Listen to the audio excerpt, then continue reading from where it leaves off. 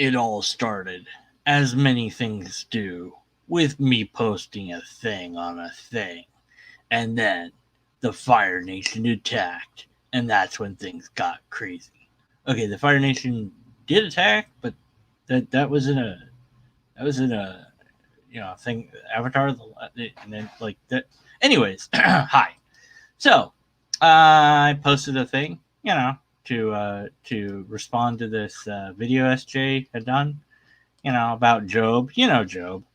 If you don't remember the story of Job, or you never heard it, or you don't care about it anymore, I'll just remind you what Job's about. So Job is this guy that appears in the Bible, and he really believes in God, and he's been a really good servant of God. He's done everything that like pleases God. And one day, the tempter, who Christians renamed into Satan, even though it's not actually Satan, it's just the tempter in the original text, but whatever.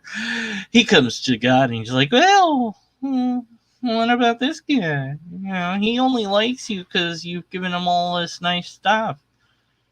I bet if you took away the nice stuff, then he wouldn't love you, and he'd swear at you and stuff." And God's like, "No, he wouldn't." Now God apparently knows everything, knows the future, so knows what would happen. God also doesn't need to prove itself to anyone, and God apparently can't be tempted. Yet, despite all this, God takes the bet, allows the tempter to take away all the blessings from Job, so Job gets all these terrible scars and warts and disease, and his family dies, his wife and kids, and he loses all the animals he kept, and his house is like burned down or taken away. I don't remember which, whatever, it's gone. His land is taken. Just eats in nothing. His friends, which are useless friends, by the way, they're like, just insult God and die already. Like, wow, yeah, with friends like that, who needs enemies, right? And then also like, oh, you must have said something to annoy God, and and it's like, Job's like, no, I was nice, whatever. So, anyways, Job goes through this whole ordeal, and finally, it's done. It's like God's proven his point to the tempter, and then God like pulls Job up into, like, I guess heaven, sort of, or whatever. I don't know. It's not really clear, but he's like showing Job. He's like, "Okay, Job, And so Job gets to see God and talk to God, which is something that none of us get to do, but whatever. And Job's like, ask God why. God's like, I made the universe. Like, it didn't answer the question, but I made the universe. What about you? What have you done? And Job's like, well, well, I didn't. Yeah, I mean, yeah, you made the universe. That's and then that's it. And then God just puts him back on Earth, and then somehow Job gets like double everything that he lost, or something like that. Now, I don't remember if it was like actually double like everything. Like, did he get two wives and like two sets of kids to replace, the kids he lost? Double the animals, double the land, double the house? I don't know. But anyways, the story's pretty repugnant, and I guess you could make it be about like pride. Well, Job was so good to God, but he was like proud of his being good to God, so that's bad, or whatever. I don't know. You could try to make the story to be something it's not. Anyway, so I complained about the story. And if you want to read what I said, you could go read it. I mean, it's just whatever. I'll talk about the statement I made, though, because it is relevant to logic and something I did want to cover. There is no God, just humans with a belief. It's really that simple. This is a conclusion that I made at the end. Uh,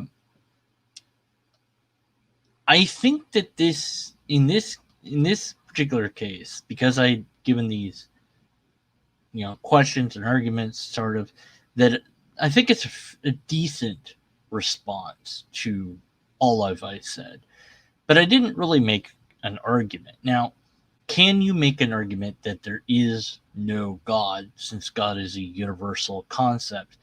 Probably not, but this particular version of God doesn't exist. But I don't see any reason to think that there is a God when there's just no evidence for it. There's people with beliefs, and that we can say for sure. So I think that it's fair to say this, but I think it certainly could be ironed out with a better argument. Anyways, so here's good old Daulton, and let's just read what he says, because it just it's really just interesting kind of look into how some people view God, and how some people in religion can really say some just you'll see. Okay. Say what? God can't give people land because other people own it? What are you talking about? God owns everything. He owns you as well. And yes, you still have free will, but what you do with your free will still has consequences. ... You can freely choose to obey, which brings the reward of being a child of God, and freely shares all that he has with his children, revelation, or whatever, blah, blah, blah, I don't care. Or you could choose to disobey, which brings the reward of eternal separation, dun, dun, dun, and paying out your own pocket for whatever sins you committed, however minor or major they may be. Yeah, you have to pay for eternity. So, sorry. Then Corinthians don't care. Either way, God owns everything, and he can do with it what he wants. Remember what Jesus told Pilate? No, I don't care. P.S. Job's suffering, sorry, I'm going to say job sometimes, was a temporary one-time thing, and it strengthened his character, and he'll never suffer again. Really? How do you know that? Does it say that? Anyways, Revelation, whatever, blah, blah. P.S. That was the first point you made. Everything else you said was just as silly, so I didn't bother to waste my time responding to the rest of what you wrote. Well, I mean, with this critical analysis of what you've done so far, I'm not sure I can ever recover from this. So God owns everything. No, that's not how reality works. You can believe that God owns everything, at the core of it or something, I guess. But there's things like government and deeds to land and houses. You how would it work exactly for God to give away land to someone? Does God go, hey guys, yeah, I own that land, so it now belongs to Joe Schmo? How would that work exactly? So, because people actually own land and own houses and places and whatever, whether it's the government or a group of people or a bank or a single person, somebody somewhere, that land is theirs. Whether God ultimately owns anything or not is completely irrelevant, because humans interact with other humans. And unless you think that God interfered with free will in some way, shape, or form, either directly or indirectly, or spoke to people, how is this exchange of land and eventually a house or a farm or whatever it is happening? How does this, mechanically speaking, how does it take place that Job gets twice what he lost? So he gets double the land he lost. Okay, even if he got just the land he lost back, if he lost it, well, what does that mean? Does that mean he lost the property rights? Or is it just that his house was destroyed? Okay, if his house was destroyed, he could get it rebuilt, but how does God get it rebuilt for him? does God just give Job the money that he needs for that? So does God just make money appear out of thin air? Story doesn't really tell us anything about that. So mechanically speaking, the the easiest way would be just to interact with humans at some level and just give Job the amount of money that he needs to buy the land and buy the place or whatever. But it doesn't say that in the story. It says that God gives Job back like everything times two. So that suggests that somehow God is doing something that is getting Job these things directly rather than like indirectly. So is God then paying other people for the land? Or, I don't know. But mechanically speaking, I'm just, my objection was that, somebody owns this land. It's not like God can just give away land. That's just not how things work. I know he thinks that Daulton thinks that God owns the land, but the government probably doesn't recognize that. And even if it did, like, unless God's speaking to the government, they're not going to believe that God's giving away that land. And even if they do think that, they're like, yeah, but we need compensation for that land. Yeah, I mean, we need something. We can't just be giving away land whenever you ask God. I mean, and I guess God could force them to or destroy them or whatever, but so basically it doesn't make sense. But that's okay. Um so owning people, no, God doesn't own me. That would make us all slaves. Like, I mean, does he really? And this is weird, some Christians believe this, that God owns us, and therefore, because God owns, and that comes later in this comment, that God owns everything and can do what he wants with it. Why? Like, I own things, but that doesn't give me, that doesn't grant, well, to some degree it grants me the ability to do whatever I want, but none of the things I own are sentient. And so once you add sentience into that, then you have some sort of obligation to take care of that sentience. If you own an animal, at the very least, you have to, then you have to take care of the animal. Like, yeah, I guess you could do whatever you want with it, but then that reflects your character, doesn't it? So whatever you did to that animal, let's just say you decided to get an animal just for the sake of torturing it. And you could do that. If you're not found out, you could do it as much as you wanted.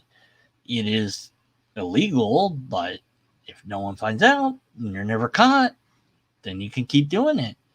But it also reflects on your moral character, doesn't it? Like, you're the sort of person that likes to torture animals, and that sort of person is usually viewed as unhinged for good reasons, because normal people don't do that. So you're basically granting God license to do whatever it wants with whatever it supposedly owns, and that it's completely justified just because the sake that God owns it. Which, if we apply it to humans, it just doesn't work with humans. But God's given a free pass because it's God, I guess,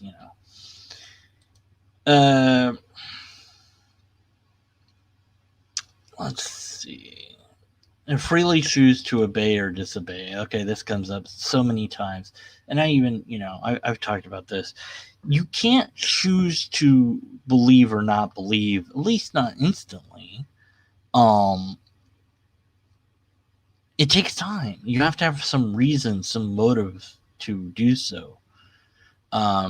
Believers of any given religion have to first know about the religion. They have to know about the concepts of it. They have to be introduced to that at some point. They have to be given some motive to join that. It's not just instant. It takes time.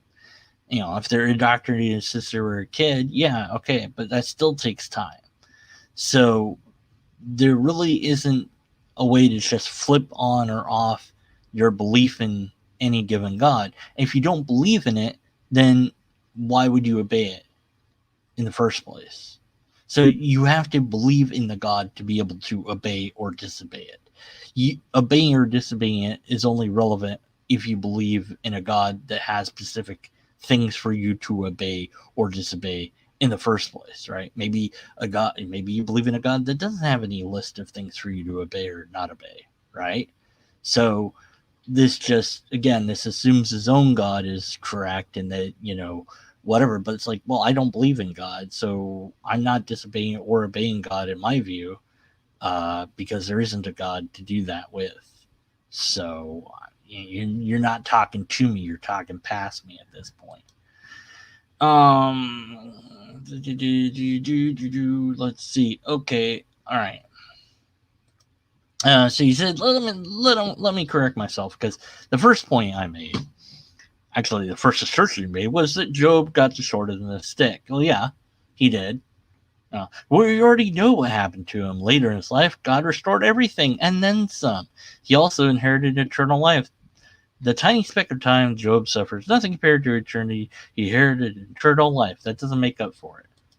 Okay. And this is another thing I've seen too many times where it's like, well, you got all this stuff that's really great, but that doesn't make up for it. That doesn't make it okay. If I kick you and then give you $10, is it does that make up for the fact that I kicked you? You still hurt.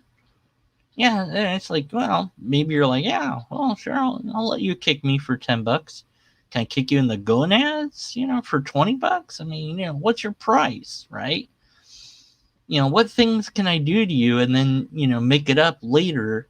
You know, maybe you're that sort of person. I don't know, but I just I don't the sort of person that would first do that. That is to say, somebody's like, hey, look, I want to torture you for money, and then you do accept that. I mean, both of that's morally questionable or ethically questionable, or at some level, right?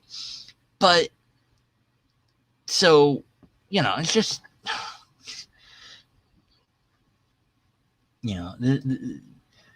so yeah, Job definitely got the short end of the stick, and it doesn't matter what good things that Job gets later on. That doesn't make up for the bad he got. As far as the eternal life, Job already had that apparently, and also, so he didn't need to be punished to get that. And even if he had been punished, you could always say, well, Job gets eternal life, so he doesn't need to get all the stuff in this life then, because that eternal reward is like forever reward, right? But any reward doesn't negate the stuff that happened, the trauma, the bad things, the bribe doesn't outdo the bad stuff. So it's like, well, but God's gonna make up for all of the terrible things that happened to you later on. Like, it doesn't make it okay that those terrible things happened in the first place. It doesn't justify it. In his brain, in Dalton's brain, it does, but not in mine. I just don't see it that way anymore. I used to when I believed in this stuff. I guess I didn't really think it through too much or whatever. But anyways. So the other way that you could flip on this is, what if Job, or what if anybody, doesn't encounter bad things in life somehow, lucky them, or at least, whatever bad things they have aren't that horrible, or whatever, aren't that tough, and yet they don't believe in God, so then they inherit eternal hell or death or whatever you think they get. It's like, what good is that? Like, the whole afterlife thing, the fact that your God offers a bribe and a threat, two logical fallacies, makes it an illogical God anyways. So Anyways,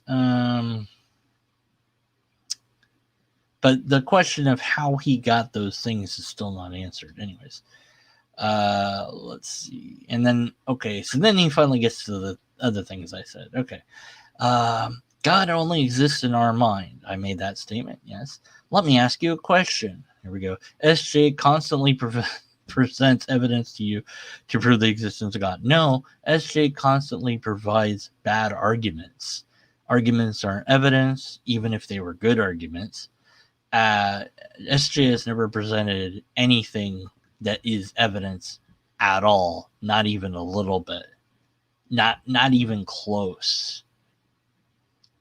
None of the things that she's ever presented that I've seen is evidence. Arguments are not evidence. Arguments might contain things that are about evidence, but then you just have to point out that thing. The bad arguments that SJ and others like her constantly produce are nothing but bad arguments. As well as the evidence of the truth of Christianity. No, she doesn't do that either. We believe the evidence is irrefutable. Well, now see, this is a problem, though. You shouldn't. No thing should be irrefutable. There's always got to be a tentative bit where you could be challenged. No idea should be put into a position in your brain where you go, this is unquestionable. This is irrefutable. Nothing could ever knock this down. Now, people say with like evolution, right? Most robust thing in science, like well documented, well tested, like it would be extraordinary to refute it at this point. But finding the right thing could do it. Probably not going to happen. You'd even bet on it, probably. But my point is, even that level of certainty, we still grant that, yeah, it could be, sure, it could be proven wrong.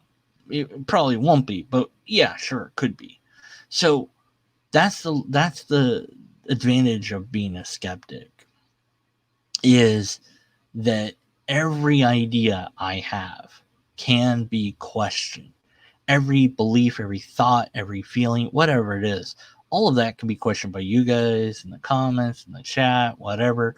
Later on, you can make a video about it, yada yada, and you say, hey, look, this thing is wrong, and here's why. And okay, that's a good point. And now I've learned something new, and maybe you'll learn something new from me, and we'll learn something from each other. But if the thing is irrefutable, if I think, oh no, this thing can never be wrong, then that's a problem, because that makes it that thing becomes the thing that there's nothing you could do to change my mind about. And I just see that as I wouldn't say it could be dangerous, it might not be, but regardless, I just see it as something of a problem of belief. And the advantage of skepticism is that you're always willing and wanting to challenge your beliefs. That none of them are irrefutable. Anyways, so what counter evidence do you have that God is only what counter evidence do you have to prove that God is only in your mind? Now, this is the wrong question. Okay, I said that God's in your mind, and again, I rephrase it later, but that's not my burden. Your burden is to show that God is outside of the mind, really, to be honest. I mean, that is your burden. It's not really my burden to show that God is only in the mind. Technically, I guess, in a way, but okay, so I do cover this later, and I said, we know that God, the idea, is in our mind. We know that for sure. That's not up for debate. We all agree on this. You need to show that it's anywhere besides the mind. That's your burden to prove, not mine to prove. If we're weighing things in a balance, does she put thousands of pounds of evidence on her side? No, she never did. What counter evidence outweigh your evidence? No, that's not how evidence works. See, this is a misunderstanding of, well, so many things. Um, if you have evidence of a thing and somebody else has, it's like you can't have counter evidence. If you have evidence and that's it, you're done. You know, you have here's the thing that happened. That's it. You know, I guess he's talking like it. I think that this is something that happens to many believers. They think in terms of like the court of law or whatever, and that's just not how we, broadly speaking, that's not how. Well, okay, I'll just leave it to myself. That's not how I think of it. Okay, I think of evidence as the thing that happened. You know, here is the object in question. You can see it, you can test it, you can poke it, whatever. Or, here's video of this thing or whatever, something that you can probe, whereas, you know, if you don't have that, then you got nothing. Anyways, blah blah. To claim that God does not exist is an extraordinary claim. No, it's actually rather ordinary, given the fact that every that humans have thought of different gods throughout time. I see God as no more likely than goblins, ogres, or dragons at this point. And it's funny when you say goblins don't exist, or orcs don't exist, or dragons don't exist. Nobody cares. Nobody wants you to prove that that's true. Because they don't believe in that stuff, right? So it's not an extraordinary claim; it's an ordinary one. The extraordinary claim is to claim that there is a particular type of God. But whatever. You don't have any evidence. Well, yeah, God is in our mind. That's it. We know that for sure. That's it. That's the evidence. The evidence that God is only in our mind is that we don't have evidence that God is anywhere except in the mind. That's the evidence. I can't give you more than that. You're asking me to show you something that isn't. See the fact that God isn't anywhere else except in our mind? Yeah, there you go. Who told you that God never responds to us? I don't know what that's about. Even explain to you God's response in many different ways. Would you believe us? No, I wouldn't believe you. Probably, because you would need evidence of it. And you saying that God told you isn't evidence. That's just personal testimony. God responding to humans in a way that would be quantifiable would be verbally, for example. You could record that, and then you could play it for others to hear. Nobody's done that. God hasn't spoken out loud. God hasn't written down something using nobody's hand but its own. That would be amazing. Have a piece of paper and a pencil in a controlled laboratory, have it being recorded and viewed by thousands of people and scientists, and just have God write something. God doesn't do that. God doesn't speak out loud. So whatever other things you think God does that responds to you are just not what I'm looking for. And if you well, God doesn't do it that way, well then who cares? Well, God doesn't respond to me. I don't know about you, whatever. Let's see. God doesn't respond to prayers. Yeah, no, God doesn't respond to prayers at all. Like, you can ask God for stuff, but you won't get it. So this is usually how this works. So yes, no, maybe. You can ask an 8-ball that question and you'll get an answer. And so many Christians are told many different things about prayer, contradictory things, no less. Prayer is it's not for asking for things. It's for worshiping God. Prayer is to thank God. Prayer sometimes is about asking God for things, but you might not get those things. So, like, Like, God's not a genie that you can just, say, look, I really want this thing, and God will do it. No, even though it says in the Bible that that's the case, that doesn't really mean what it says it means. And, so it's very confusing. So usually what we mean by answering a prayer is something that would be testable and verifiable and repeatable. So it's like, God, levitate this thing, and then God would just levitate the dang thing. Now, it's very simple. It's not that hard to do if you're God, but apparently God doesn't answer that particular prayer.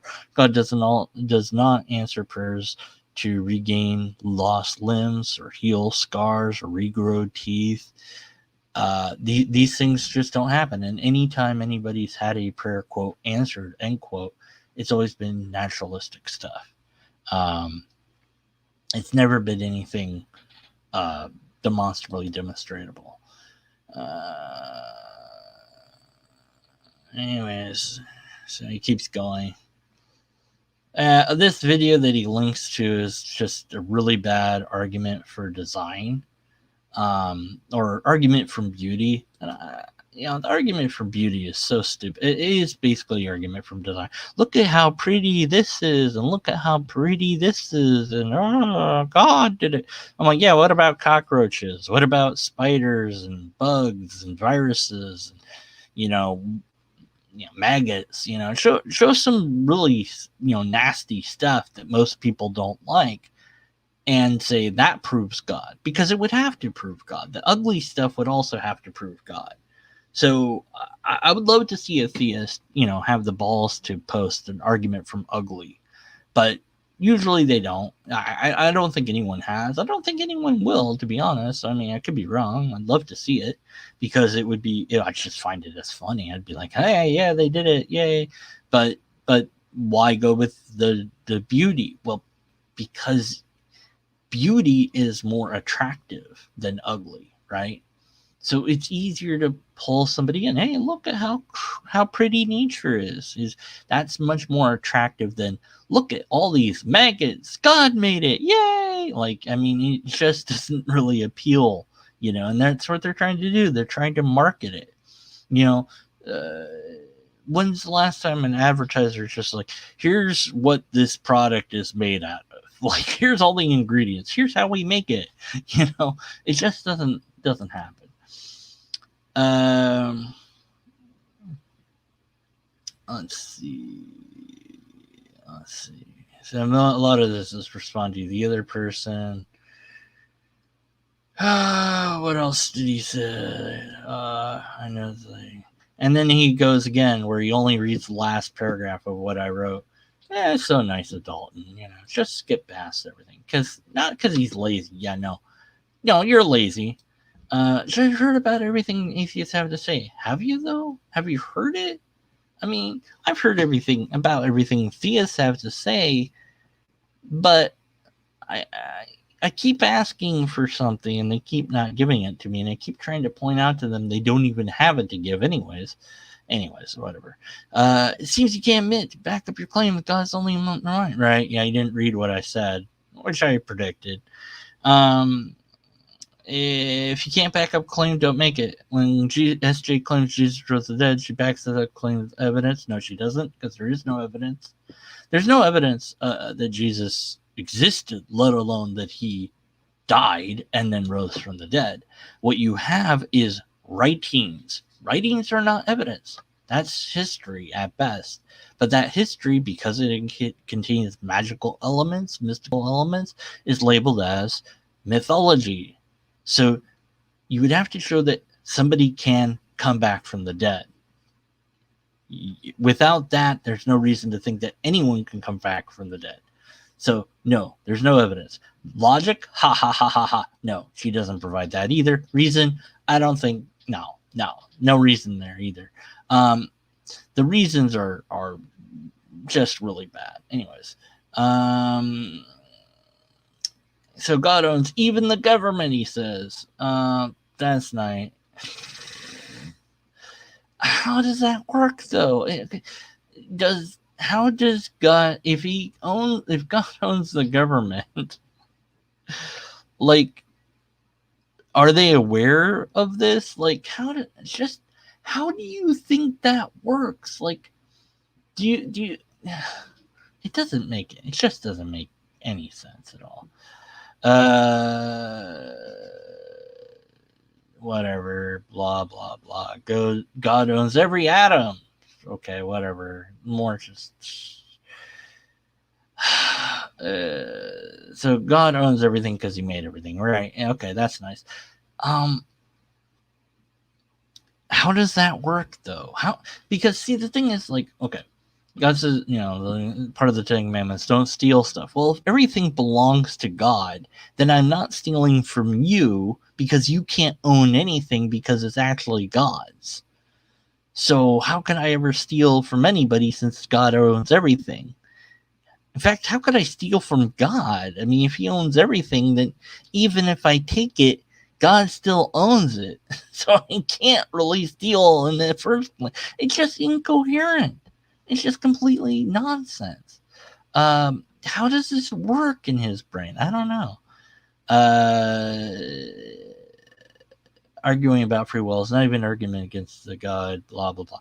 Well, no, the thing is that what I'm asking about in regards to free will that Daulton doesn't understand is I asked, did God manipulate free will in order to give Job the land and the stuff back? Like, again, what are the mechanics of this? But Daulton doesn't get that, I don't know why, but he just doesn't.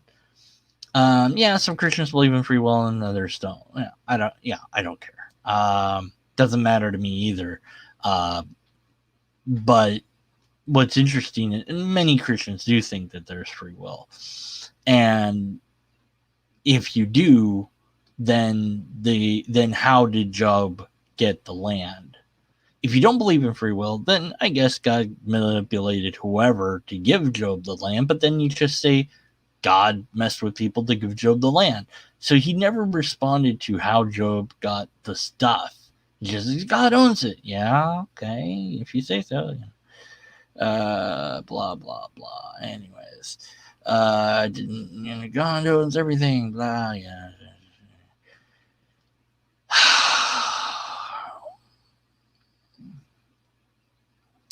Now, it's interesting that he reads some of what I say, but not like the whole thing.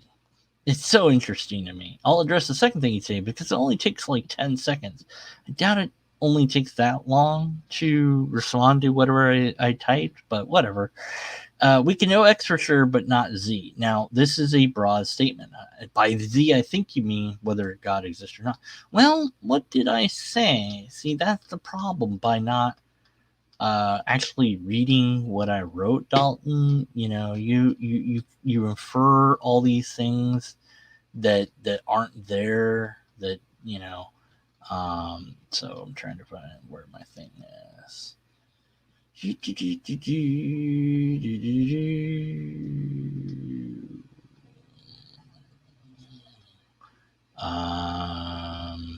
Trying to find it. Do bear with me, please.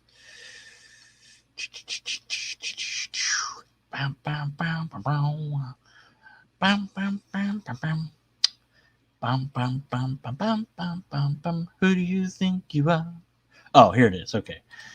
So here it is. Okay. So we can know X for sure. We cannot know Z for sure. Period. That's the end of this statement. This is in logic. Okay. We know this thing. We do not know this thing. This isn't referring to anything yet. That's why it's a variable. Okay. So now that variable becomes particular in the next sentence. So we know that brains, we know this for sure. Both yours and mine are able to think about God. We can talk about it. We can write about it. We can try to draw it. That's it. We know that for sure. That's the part that we know for sure. Okay, that's X. And I even say that. We know that's for sure. Now we turn to what Z is. In this case, Z is then God, right? And then I give an analogy of alien mind control. So I say, Billy's a good man. He's never done anything hurtful in his whole life, and he gets a gun, goes on a wild killing spree. But it wasn't him, it was alien mind control. Well, it might have been, but without a way to prove that it's alien mind control, we can't say that that's what did it. You know, it's on Billy to prove that it's alien mind control. It's not on us to show that alien mind control isn't a thing. It's completely on Billy. So he didn't really read this. He kind of guesses at what I'm talking about or whatever. And so, I think it's just intellectually laziness. By Z, so whether God exists or not, we don't know. That's true. Now, he believes God exists, but we don't know that for sure. We don't know if there's a God.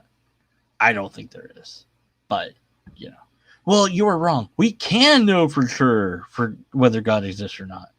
Well, can we? I don't know. It depends what God is, because anyone can say what God is or isn't. That's another problem of the word God. That's why I'm an atheist in regards to the word itself.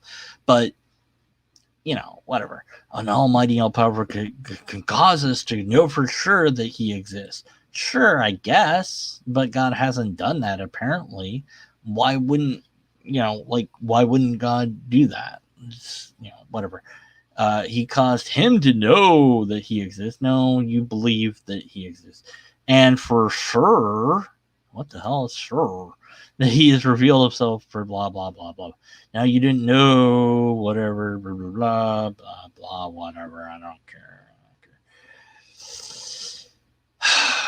How can I tell you that you don't know Z when you're not me? Well, lots of Christians have done this to me. You don't know this. You believe this. You do not know that there's a God. You believe that there's a God. God didn't reveal itself to you. You believe God revealed itself to you. Now, belief is separate from knowledge. Knowledge is, at least in my view, and this gets into natural language, but I think that belief is something that you think might be true. You might have good reasons to think it's true. You might have bad reasons, whatever. Knowledge is a fact. It's like, this is how it is. It's like, I know that I exist. I know that Daulton, whoever Daulton might really be, I know that there's a person that is using this avatar name to type this. I can infer that it's not a bot because it's not what a bot would type like. I've seen enough bots to kind of tell. I'm not saying bot couldn't do this. It's just I haven't. I don't have a reason to suspect that it's a bot. So this is probably a human being. That's the most likely conclusion, right? So, there's certain things I can. Is that a knowledge or is that a belief? And, almost like, well, you run into a bit of there's knowledge up to a certain point, and then it might be a belief or whatever. I know. How do I know that this is not a bot? Well, okay, maybe I'd say I believe it's not a bot, but I'm pretty sure. It's like, I know that there's at least something somewhere behind it at some point. At least that. So if this is a sophisticated AI that's responding to this, and it is a bot, that would be amazing. But of course, you could easily show that that's the case. So because humans usually are the ones that respond in this way, I think it's safe as a knowledge claim. But I suppose you could argue it's a belief claim. I suppose. But at any rate, so knowledge, to me, from my viewpoint, is something that without doubt is a fact. You have some way to test it or probe it, or some way to deduce it, maybe some logical argument, something like that. Whereas belief is something that you think might be true, but maybe you have some reasons to doubt.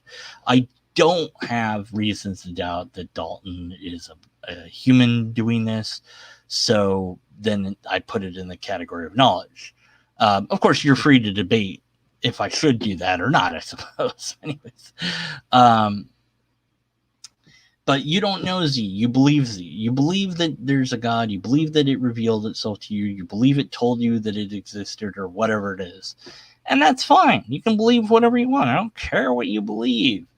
You can say that you know it all you want. And you can mean whatever you mean by know, I suppose. But you believe it. You think that it's true, but you can't demonstrate that it's true.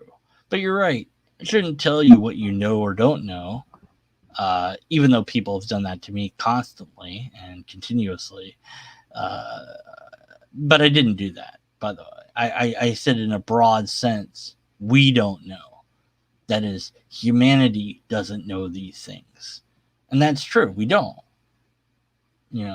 Humanity doesn't know there is a God because humanity collectively has different gods and some have no gods.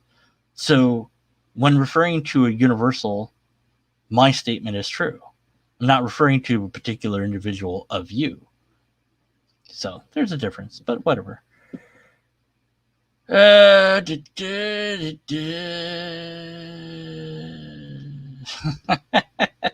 don't know any more about logic than I do.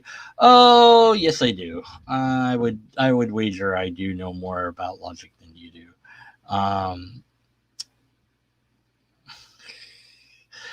Yeah, William Lane Craig said something.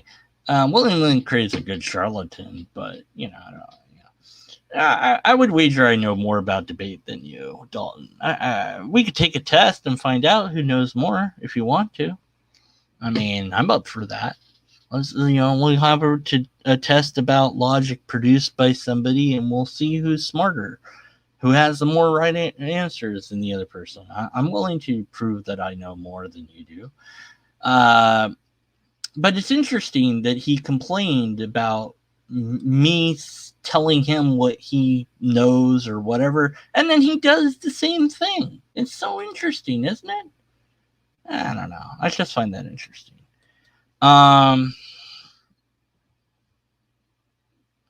Let's see. Tom says people think God is communicating with them. It's all in their heads.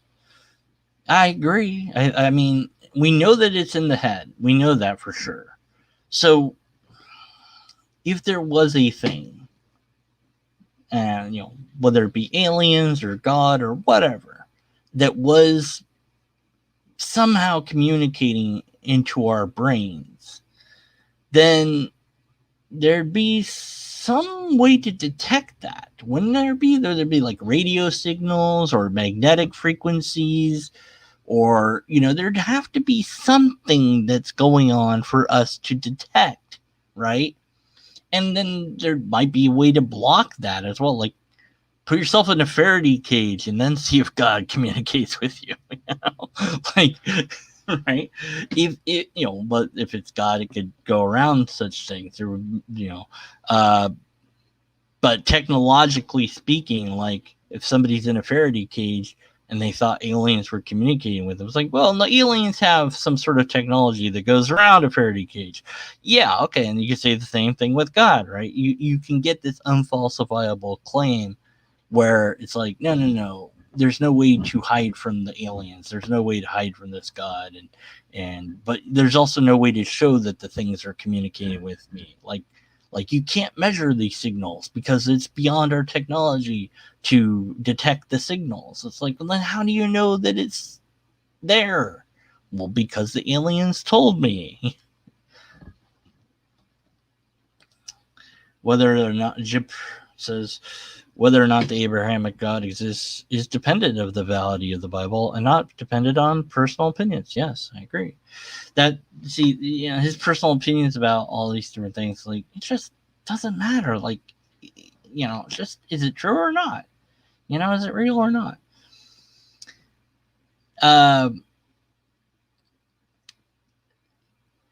The we are, and then I guess I'm done with this. I guess I could go on, but I think I made my point. This isn't, it's just about Daulton, because I've seen this sort of stuff before, and I've heard it before, and I've had interviews with people that have really weird ideas, and we all are susceptible to that as well. I was listening to atheists talk to each other sometime recently, and they were saying things that bordered on ideology that there is no proof of, and that is something that they didn't define. They didn't make any arguments. They just took these things as being true and went from there. And I'm like, where's the evidence? What argument are you point to the specific argument? But they weren't doing that. They were attacking a person's character rather than the arguments. And I was like, it's really bad that this person did whatever. It's like, yeah, okay. And so who cares about that person? Then just don't associate with them. Oh, it's a bad look for the atheist community. Yeah, I don't know whether there's an atheist community or not. I don't really see it in that way, but whatever. Some people do.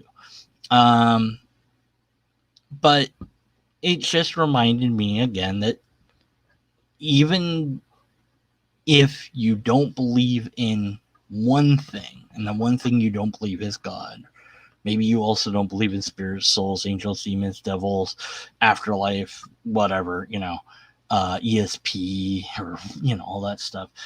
I don't. That's why I say I'm a skeptic, because that way it just eliminates all that stuff. I believe in the mundane world, the normal, natural world, this world that we can interact with, we can test, we can measure, we can learn about it, we can bend it to our will to some degree, and it's amazing. That I don't need anything extra added on to that I can't verify to make it more amazing. It's already pretty awesome. Yeah, you can get sad if you think about mortality, or whatever. Or you can have hope that science will one day conquer that, hopefully within our lifetimes. um, but you have to be aware that you too are human, and that you might have a belief or a set of beliefs that are ones that you aren't challenging. You're not asking critical questions about them. Why do I think this is true? How do I show that this is true? Is it true? What's the argument? Do I have an argument? Is there an argument against it? What do other people think about this? Is this useful or not? And try to disprove it, And by doing this, and yes, it's hard work, but by doing this, we can ensure that we are, decent skeptics. We're not going to be perfect. We're going to get it wrong. But you can at least try to hold less things in your brain that, or at least hopefully not hold anything that is not something you can question. Always be willing and able to question all your beliefs, especially the ones that you hold most dear. So, there you have it. Thanks for listening. Woot, woot, Finn.